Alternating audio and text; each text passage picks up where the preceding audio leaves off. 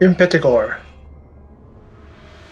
a movie directed by Joko Anwar and starring Tara Basro, an Indonesian horror film that continues to just add on to a lot of the amazing horror films that come out of Southeast Asia, along with South Korea, along with, you know, Japan, Philippines, films that really are top notch and at times to me even better than horror films made in the US. And they got a lot of great horror films in the US, don't get me wrong. But there's just something about the way they make them in the other countries around the world. This movie is about Tara Basro, who plays Maya. And turns out that her actual name is Rahayu. He's confronted by a strange man who confronts her at a toll booth where she works. They in turn find out that she maybe is up for an inheritance through her rich mother back in an old village. They go there, and little bit unbeknownst to them, they are about to stumble into a very, very strange, very life-threatening situation. Strange villagers, especially Nia, who is an older woman, along with her son Ki Saptadi. They do something with hand puppets. They put on shows like live shows, and there's a very, very just spine-tingling thing behind those puppets. They're not as they appear, and as they're going along, the two, they at first go there and pretend to be college students looking to talk about puppet masters, which is what Kisaptari is known as. They in turn find out that babies are being sacrificed, or simply because there's a curse that they find out about. She finds out about this curse through this village lady, woman known as Rati. And what happens is that as soon as a baby is born, they are drowned. Not even seconds after. You know what I mean? Not even a minute. It's like less than 30 seconds. The baby is drowned, and then the skin is removed and turned into puppets. This is the way we find out that the curse is lifted. You have to make the puppets, and it truly is. This movie is really well made, well written, well acted. I like the pacing of it, and I like the atmosphere. It's always dark, but not too dark that you can't see what's going on. Some movies are like that. Sometimes it's a little too dark, and it's like I can't see nobody. At least here, it's used as atmosphere, and it really does add to the tension and and it adds to the overall mood of the film. Tara Basro, who started out as a teenage beauty pageant contestant, the age of 15, and here she really, really does prove why she is one of the big stars from Indonesia. She made this film. She's done others as well, along with director Joko Anwar. She's worked with him before, so I really, really am impressed with all the actors in here. Even from the villagers, even from the guys who help Ki Saptari and his mother. So many things that in this film that is totally just all over the place, in the sense that stuff just coming at you, and you have to absorb everything and learn all these things that are happening. You find out that the Ki Saptari's mother actually had an affair with the grandfather of Maya, and in turn,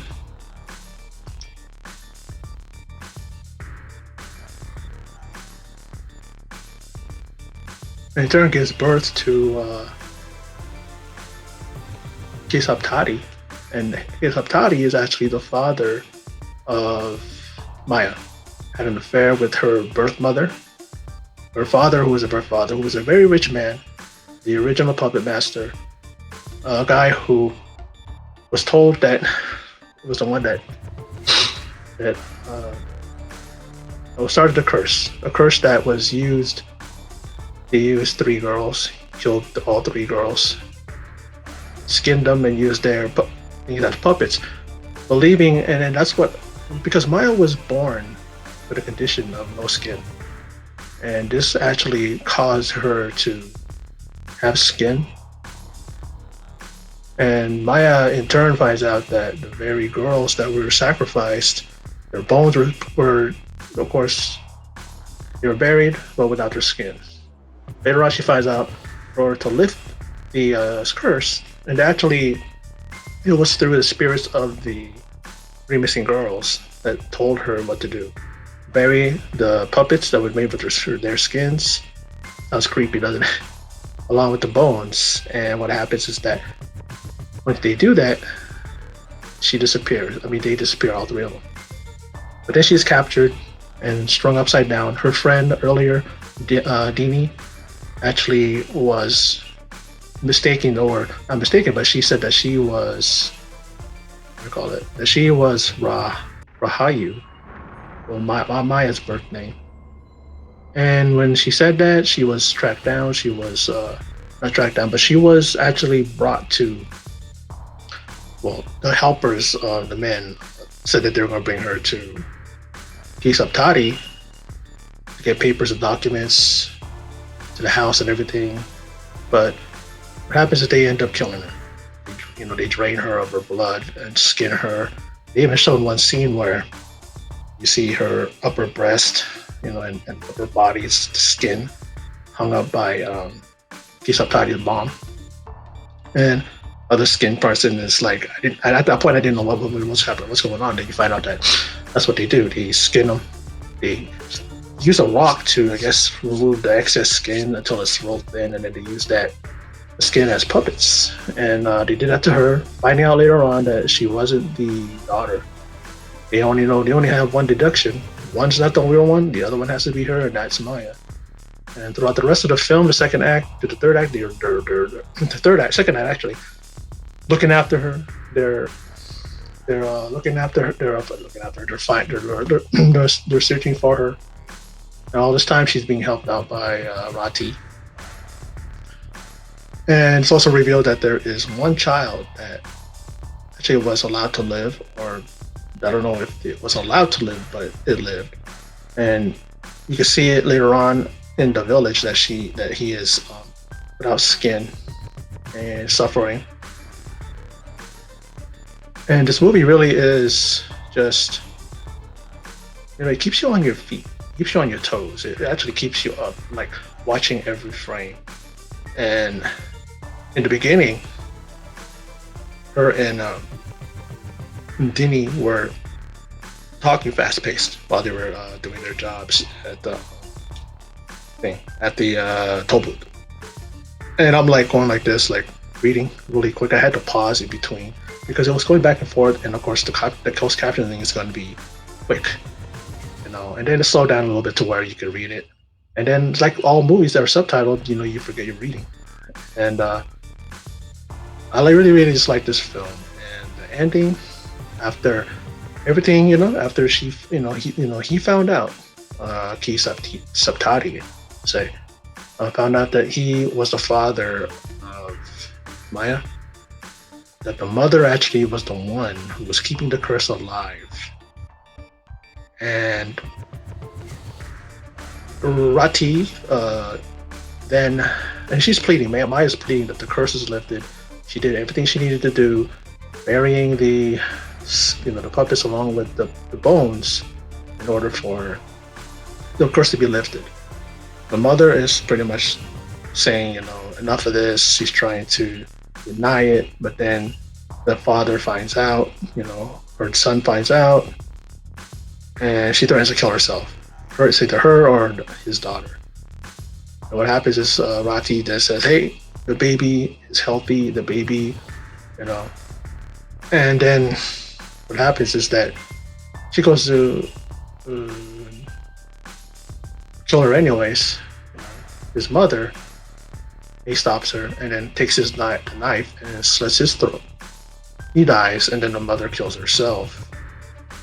And then as soon as Rati cuts Maya down, Maya runs off. I mean, she was hung up upside down like her friend Dini was. As soon as she's cut down, she runs. She makes a break for it, flags down an oncoming truck, and then she leaves the village. Who wouldn't? I would too. But then there's a scene where she's pregnant and she goes to relieve herself because, as she said, that's the problem with being pregnant. You have to go pee a lot. She does that. The husband says to, be careful. Then she lets out a scream, and then you see her on the ground. Her husband finds her on the ground, blood coming out of her lower area. And then you see, because we see it a little bit earlier, like a minute earlier, after she's looking at herself in the mirror, when she leaves, you see, you know, her grandmother. Now we know it's her grandmother, looking in the mirror. You the mother of her father, Kisab Tari. And then, when the scream is heard, she is actually eating the fetus while Maya is screaming. What does that mean? That she is still coming after her granddaughter? Was that her? Was that because she looked kind of different. I couldn't really tell if it was if it was Maya. I'm pretty sure it was, because why would they be showing some different woman? I've been trying to look at different videos that talk about the ending, explaining ended, but a lot of people are doing spoiler-less reviews. They don't want to spoil, or it's just like the article I don't even see it. So I'm assuming it was her. It would make sense that it was her. Nonetheless, it's kind of confusing. It kind of stopped and ended at a very good thing where the curse was lifted. Then he wanted to put this twist. So is the movie going to continue? Is it going to be another sequel or another something that continues this thing? I mean, it's actually good just as is before the ending. Doesn't take away from the fact that the movie was brilliant. It was probably one of the, is one of the best horror movies of its kind come out. Did I see any kind of things that would that would kind of that I could take away from it, that this part really didn't work, or maybe this shouldn't happen? Probably just the ending. It was kind of like out of nowhere, out of left field, but at the same time, it doesn't ruin this movie. The movie really is great, and it's definitely a movie that every little twist, every little I'm not a person that tries to overanalyze films and stuff like that. I just want to enjoy a movie, and if I enjoyed it, that's all I need. But the movie really, yeah, like I said, the movie was good. It was a really great horror film, well written, well acted, well directed, and I'm gonna definitely check out some more of Joko Anwar's work, and see the type of films that he's done. I don't know if he's already done horror films. I'm not sure if about him, or even Tara Basro. I'm a fan. I really loved her on screen, how she came off, how she played the damsel in distress type of role in the horror films. Someone who's the almost supposed is going to be the possible victim, but fights her way through the whole film in order to come to realize the truth, and she actually does. Finds out a lot about her. The character finds out a lot about herself through her parents, through the history of her father, or who she thought was her father, a very rich man in the village who was the one who caused the curse in the first place. But then you see a lot of things that kind of contradict that. And the mother of or her grandmother, now that she finds out, is the one that's keeping the curse alive. So there's a lot of things that went on in this film, and at times movies like this you can actually lose interest, or it'll throw you off, but it didn't. It really, really kept the movie going, and that's really great writing.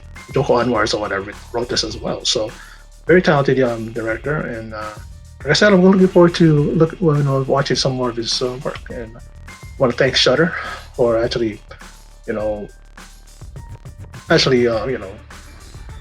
pointing the direction, if you will, to this film because I wouldn't have known about it had I not been subscribed to the Shutter horror film streaming service. But anyway, that's my thoughts on Impetigore. Very good film. I highly recommend it for those of you who like horror films, but also horror films from Southeast Asia. Really, really is a great film, and they just know how to make horror films that not only scare you, not only gross you out, but also make you think and also make you just entertained overall. But anyway, that's my thoughts. And for those of you who stopped by and checked out the video, I appreciate it. And in closing, as always, take care.